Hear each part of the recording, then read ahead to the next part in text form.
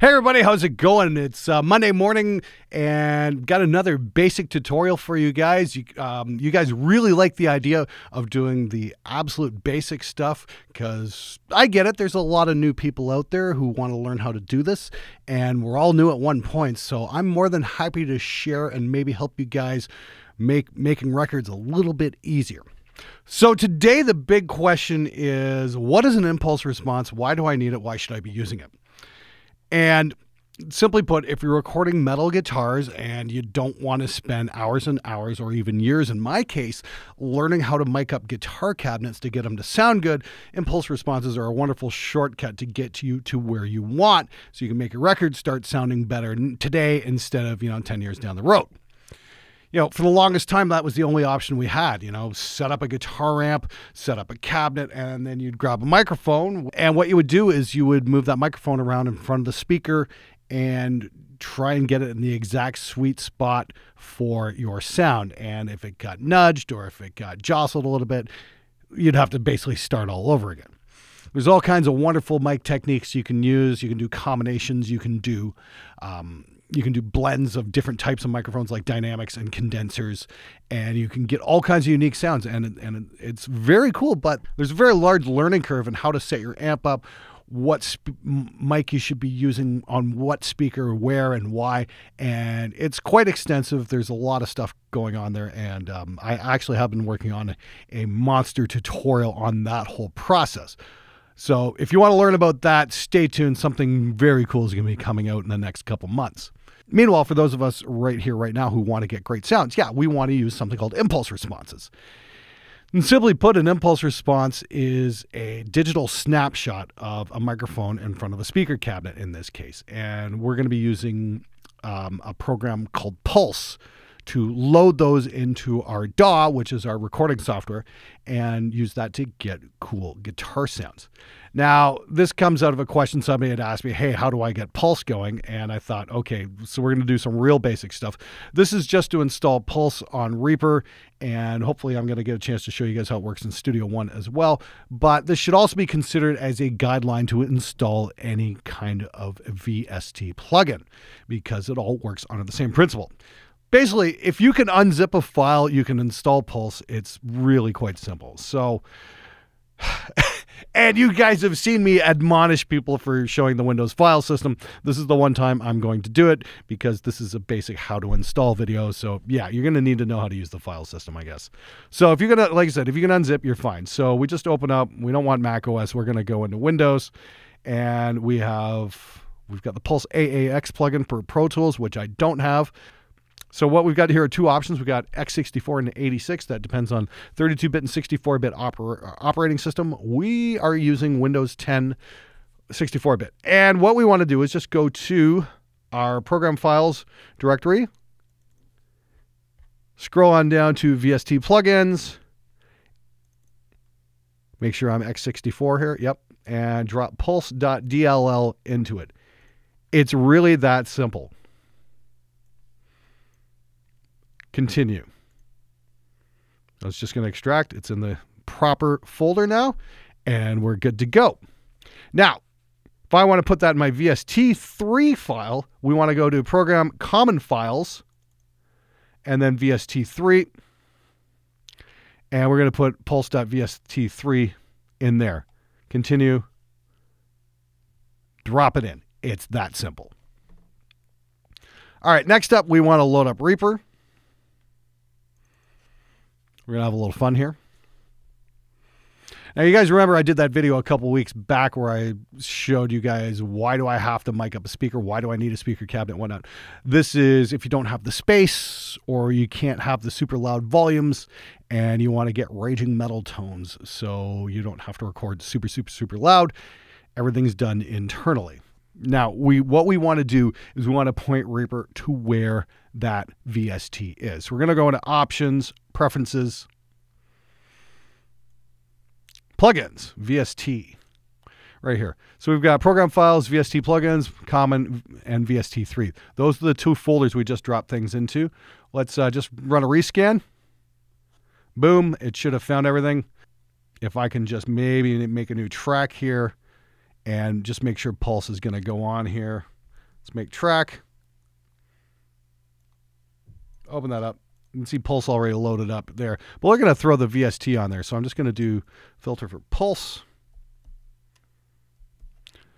VST pulse 3. There we go. Boom. There it is. It's that simple. I mean, and if I want to run the 64-bit pulse, just VST pulse. There we go. We got both versions ready to go. So raw track coming off of 5150.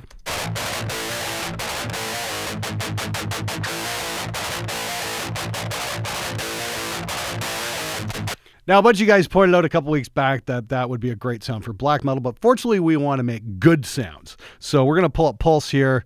Okay, so I'm going to show you guys a little trick I like to use for shortcutting how to load my IRs. What we're going to do is we're going to put the Glenfricker IR pack in its own folder here, and then we're going to drop it into our shortcuts. So it's right there. There we go. Now, I gave you guys a free Impulse a couple weeks back, which was the Revv V30 and a Fredman configuration. I'm going to load that up right here into Pulse right now, and we're going to take a look at that. And I've got that soloed up. So what we're going to do is point this to that folder. Like I said, we got the shortcut here. We're going to go on Revv Cab, Wave, Fredman. And we're not hearing anything. What's going on? Need to turn it on. Now, Pulse comes with its own external IR, which is, it's okay.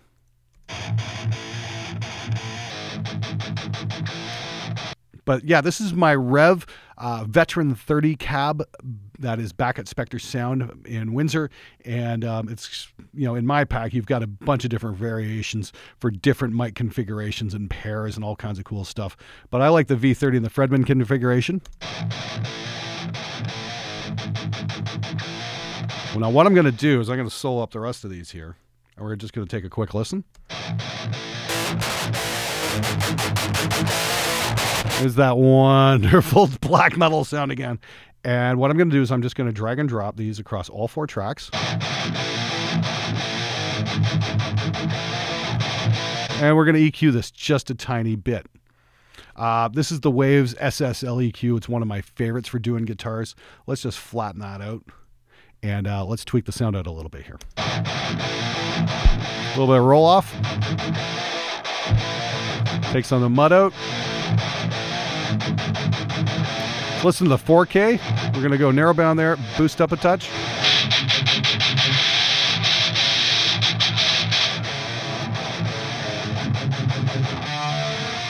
Take a bit of that toothbrush sound out, and we're going to brighten it back up with a bit of somewhere in the 8 to 10K region here, maybe even higher.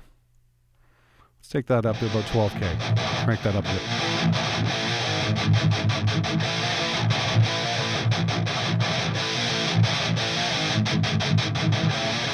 And AB.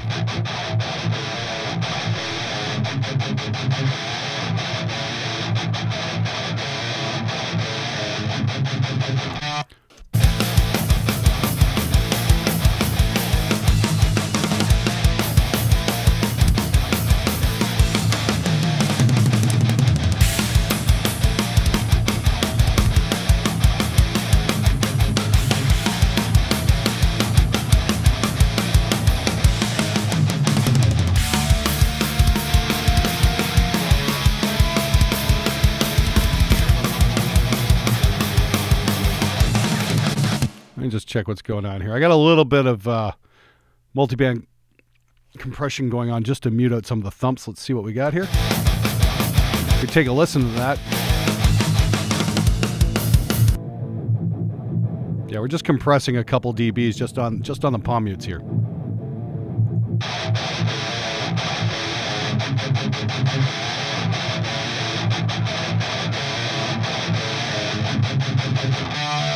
That plugin comes free with Reaper as well. That's the RIA X Comp. It's very useful. I like to compress some of the palm mutes in my guitar sounds every once in a while. Sometimes you need it, sometimes you don't. Really depends on how much thump you've got going on your guitars. But if you find yourself mixing and taking your stuff onto different systems and hearing just a lot of low end, that's out of control.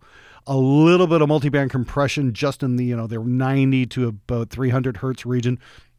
Maybe a 4:1 to a 6:1 ratio here. Let's see what we got here right here. Ratio is about 4:1 exactly. You know, medium fast attack, reasonable release time. And yeah, what it's going to do is just going to step down on those palm mutes to keep them from farting out all over the place. Andy Sneap taught this to everybody on the Sneap forum, about 10, 12 years ago. And it's still a wonderful trick that I use to this day. It is spectacular for metal guitars. But yeah, that's basically it. If you want to get great tones coming off an amp or an amp sim, like say the PRS Archon, which I also have here, which won that shootout there a couple weeks back. Again, this is all just using Lancaster IRs. And this one, it was the Engel Fredman that was being used.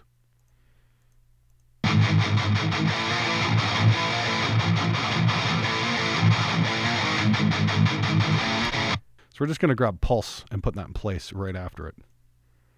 We're going to copy 4 Archons over and then copy 4 Pulses. We're going to be using the exact same impulse response we used there. And this is what's great about Pulse. Is just super easy to drag and drop.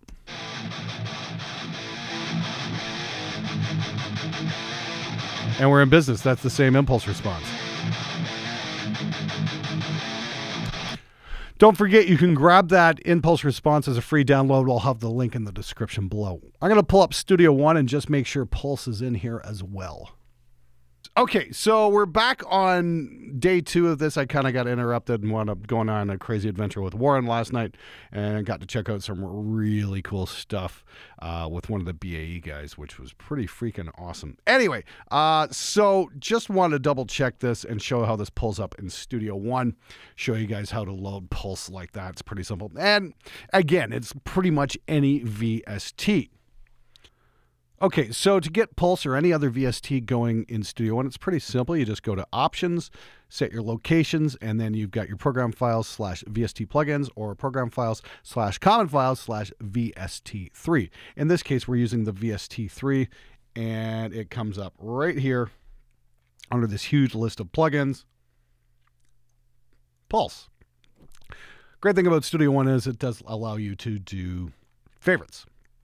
So we've got that here, and we've already got it in place. And this is just a real quick demo. Pulse is ready to go. And because we've already made that side folder shortcut, Glenfigure IR bundle, there we go, Wave, and we can throw that on. Well, that's the Revv V30, which is available for free download. Or we can change that over to one of my personal favorites, and that's the Engel Pro Cab. And the Fredman technique on that, and we get something really cool.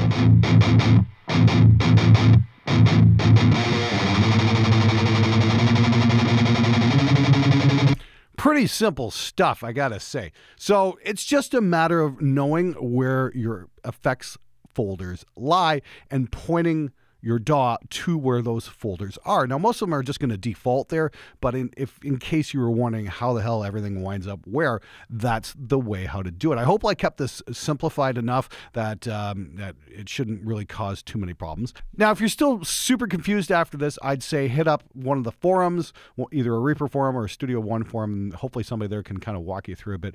But hopefully this is going to give you the tools you need to get started. Anyway, thanks so much for watching, and I hope you guys have a great time learning how to record. Until next time, don't let making records make you crazy. Hey guys, if you liked the video, be sure to subscribe as I post every Wednesday, Friday, and Sunday. If you want to learn more about recording, check out one of my tutorials or one of my gear reviews if you want the actual honest truth about a piece of equipment. Till next time, stay metal, my friends.